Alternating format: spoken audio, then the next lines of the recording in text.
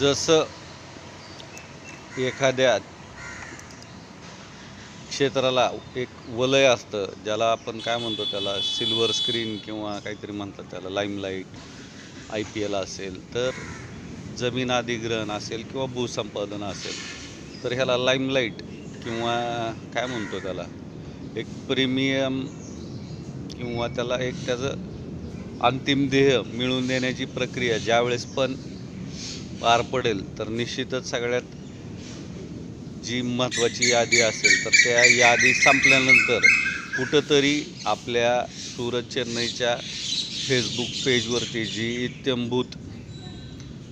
घटनाक्रम आहे किंवा यूट्यूबला शक्तिपीठच्या बाबतचा इत्थंभूत जो घटनाक्रम आहे, तर हा निश्चितच काळाला मान्य असेल.